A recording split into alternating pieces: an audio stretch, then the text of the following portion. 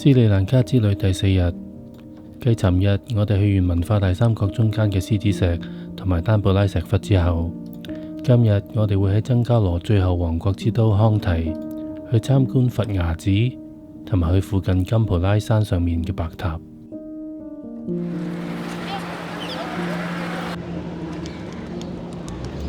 佛牙寺嘅入口就喺我哋酒店嗰條馬路，就係去佛牙寺參觀嘅。除咗有唔少遊客之外，亦有好多當地人帶備鮮花、供品去禮拜供奉。佢哋會穿着代表聖潔嘅白色衣服，所以基本上單靠衣着顏色就能分辨到本地同埋外國人。佛牙寺位於昔日嘅皇城裏面，買完飛放低鞋，過咗護城河就進入寺廟嘅範圍。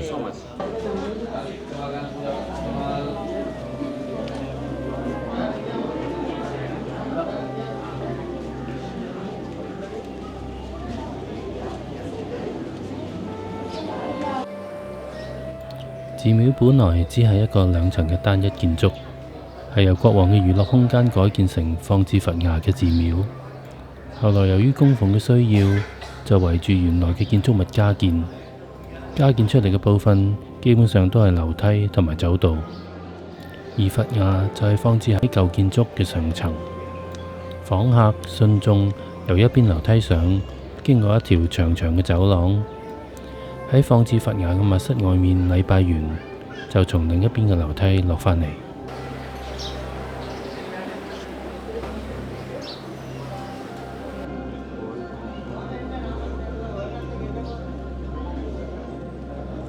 上到去上面會有2條隊，一條要等耐啲，但係可以直接喺密室嘅門前禮拜；另一條就只可以遠觀，而我哋就選擇咗遠觀嗰條。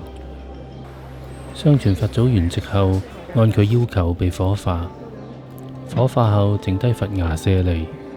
後嚟輾轉由一個僧伽羅公主帶到嚟斯里蘭卡，從此保管同埋保護佛牙舍利就變成僧伽羅國王嘅任務，同時亦係皇權嘅象徵。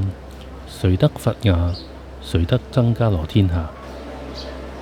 呢一度有銀器同埋銀箔裝飾嘅門後面，就係放置佛牙嘅地方，但即使打開門，一般人都唔會見到佛牙，因為密室裏面再有密室，裏面再有寶盒收藏佛牙，而佛牙一般係唔會對外展示。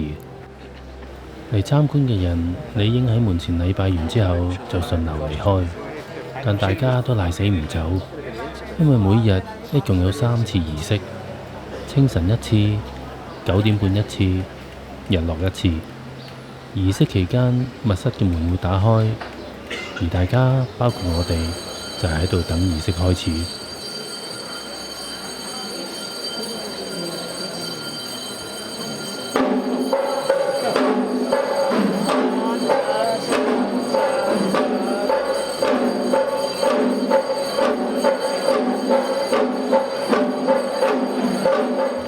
好準時，踏正9點半，突然間鈴聲一響，隨之而嚟嘅就係一陣鼓聲同埋號角聲，然後僧侶就打開密室嘅門，周圍嘅人就開始變得緊張，大家都想對到正門前禮拜，互相推擁，耳邊其他人念經嘅聲音亦都四起。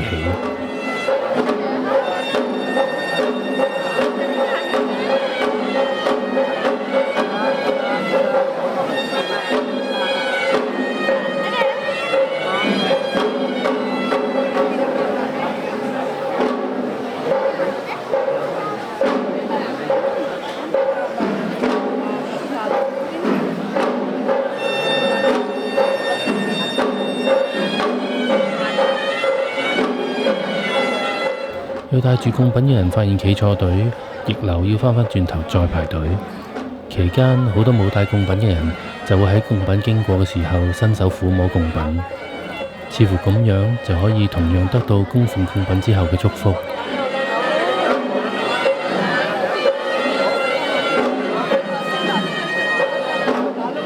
老婆學得好快，有樣學樣，亦都伸手摸人哋把羅傘，摸到夠為止。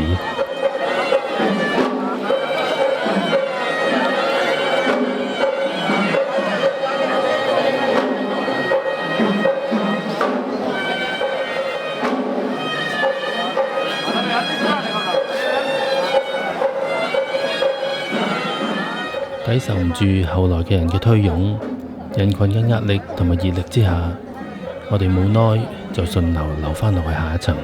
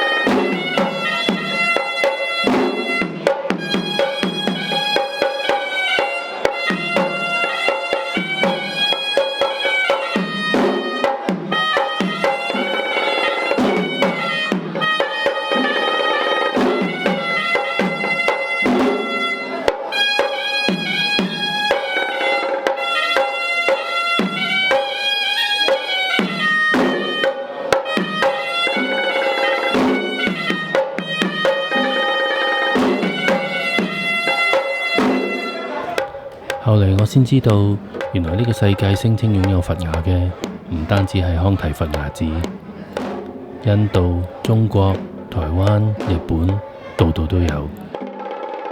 但諗諗下，又唔係冇可能嘅。始終每個皮囊都有咁多隻牙。但係南傳佛教嚟講，康提佛牙寺都算係最受重視、最多人朝聖嘅地方。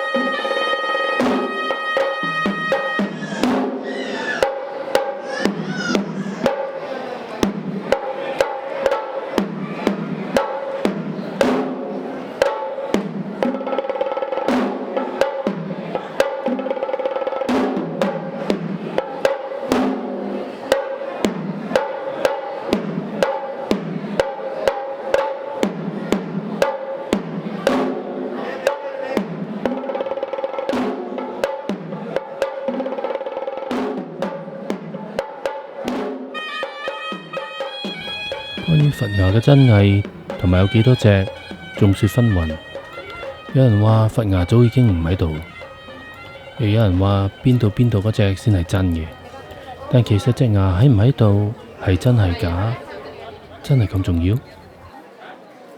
其實只要大家都選擇相信佛牙喺度，選擇保管好佛牙嘅禮節傳統，每次經過寺廟都誠心禮拜，選擇相信曾經有釋迦牟尼示範如何超脫，選擇慈悲、感恩、隨緣，佛牙喺度同唔喺度已經唔再重要。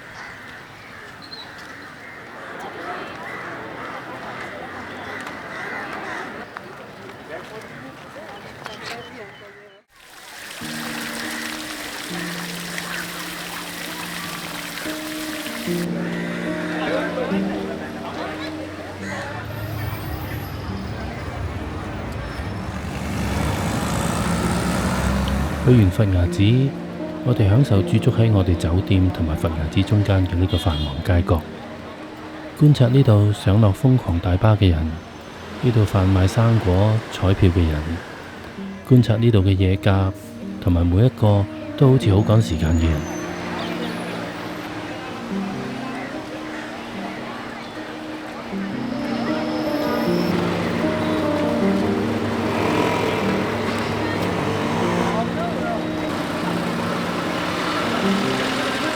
但我留意到，幾趕時間都好，經過呢個街角嘅人都會停一停，然後對住佛牙寺嘅方向合十點頭。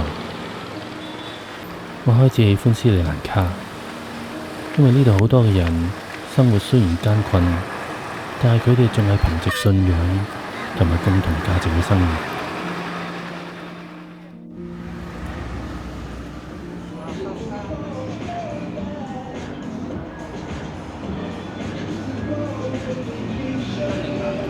食完個簡單嘅 lunch， 就到我哋今日最重要嘅節目啦，就係去藥房買藥。自從落機以嚟，我哋兩個已經不停咁作感冒，自己帶嚟嘅藥又已經俾我哋拍晒，加上係聖誕日，我哋怕藥房早收，所以點樣都要喺繼續行程之前刮到啲藥頂住先。康提除咗有佛牙寺，其實佢市中心嘅湖畔都係好靚，好值得去散散步。但係我哋行程實在太趕，所以只可以喺車裏面走馬看花。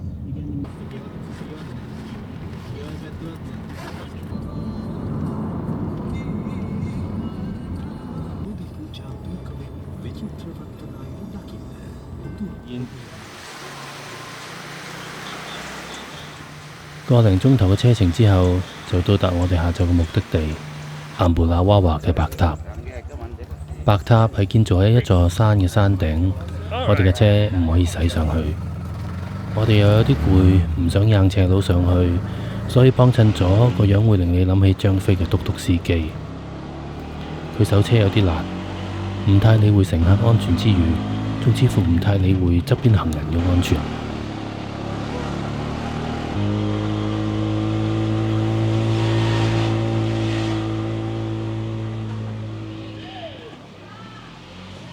大部分嚟白塔嘅人都係為咗觀光同埋揾刺激，但其實座白塔係屬於一個提倡宗教同埋生物物種多元嘅中心。可惜大部分嚟嘅人似乎對呢個咁宏大嘅理念似乎毫無頭緒。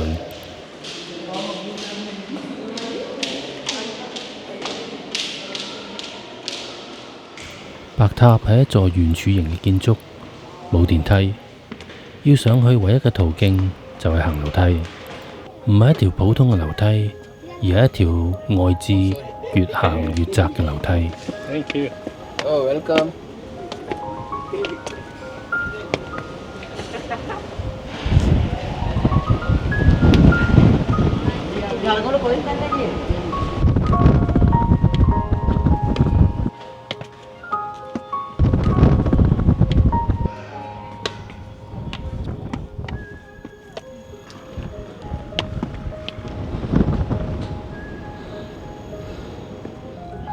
Are we there yet? 樓梯嘅闊度近頂嘅位置，當有對頭人流嘅時候係會塞車。呢一點設計呢座白塔嘅人唔會諗唔到，所以我相信呢座塔其實係要考驗造訪嘅人互相忍讓。而最令我印象深刻嘅係，當地人又好，遊客又好，的確，大家即使喺上高幾大風都好，要等幾耐都好，但冇人會因為咁樣而發脾氣、發爛渣。當地人亦都相當友善，相當有禮貌。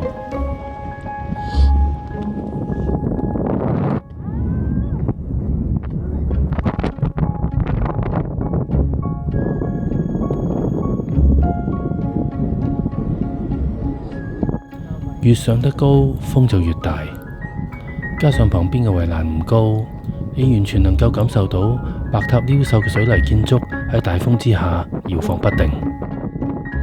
我覺得自己就好似 Jack and the Beanstalk 童話裏面嘅 Jack， 爬緊嘅唔係樓梯，而係一條搖晃不定嘅豆桿。話個心唔怯就假嘅。前面都冇位啊？冇啦。That's it. That's it. Wow.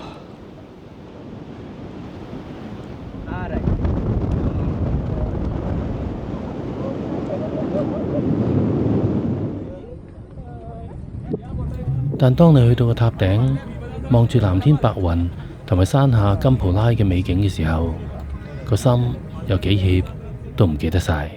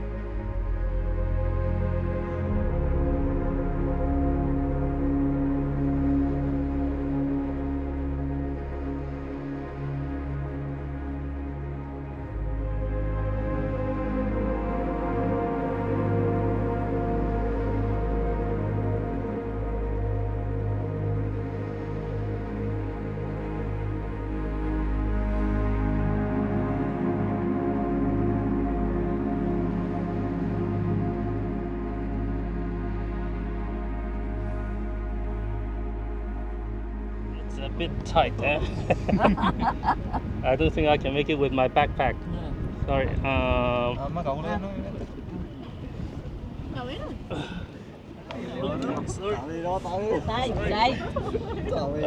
through.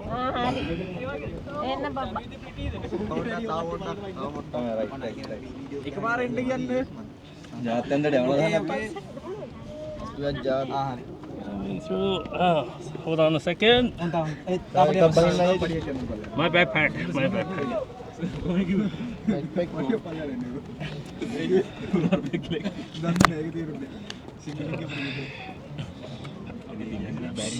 It's okay. Everything's gonna be fine.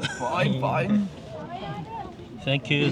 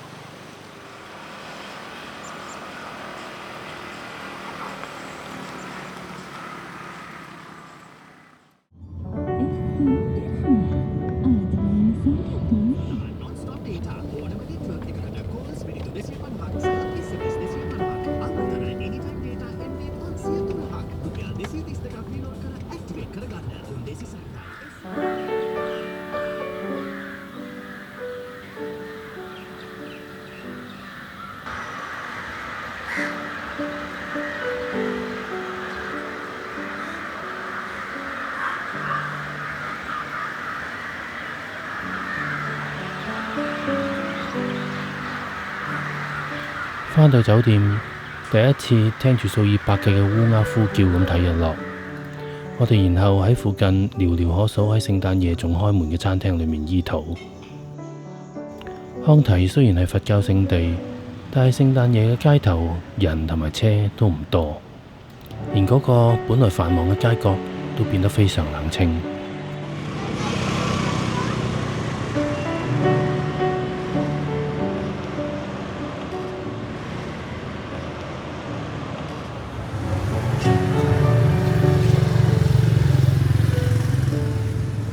只有嗰個閃閃爍爍嘅佛壇，偶爾迷站嘅瘋狂大巴，同埋頭頂繼續叫喊嘅烏鴉，為我哋帶嚟少少生氣，為我哋第4日嘅旅程作結。